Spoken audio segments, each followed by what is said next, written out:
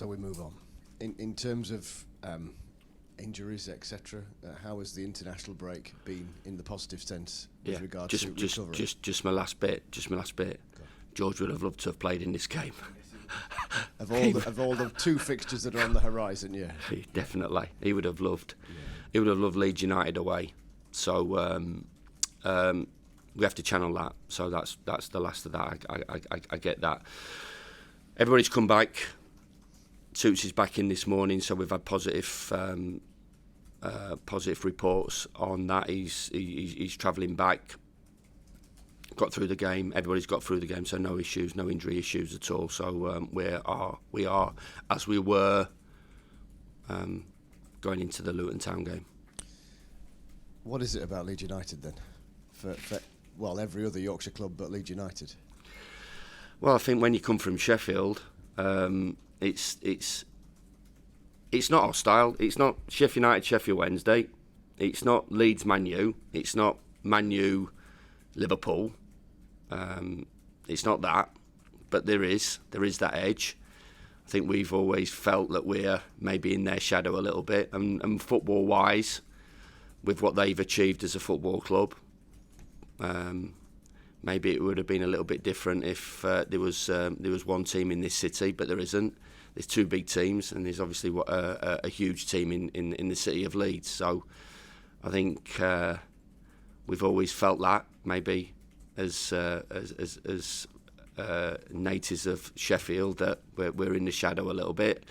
We've lost a few players up the road as well, haven't we, in our time, historically, from Mick Jones to TC to Sabella to Keith Edwards to Brian Dean. You know, the list is endless. So it's a huge football club.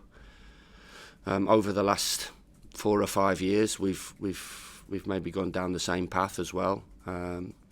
Promotion into the Premier League, a bit yo-yo-ish. Leeds had 2 or 3 seasons in the Premier League and come out of it, desperate to go back up. I know there's a bit of pantomime in terms of what I said over the period.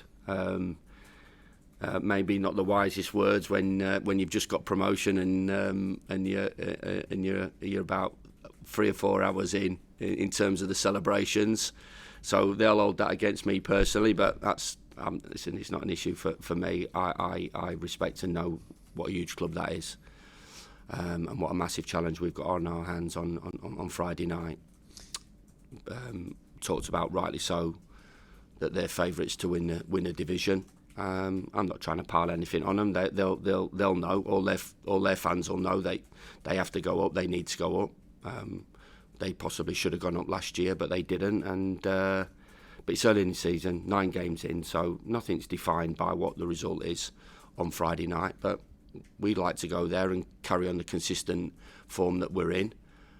We're positive. We've got belief in ourselves, in our team, in our football club, just as much as Leeds United have. So I know Daniel said a few words regarding it being on Friday night, and I totally agree with him on that. But we're governed and dictated to. It's gonna be a cracking night, and these are the games that we all want to be involved in, even though it's 9 games in. It's interesting to hear that you and Daniel agree on something. It doesn't happen all the time. No, well, it has done actually over about five years.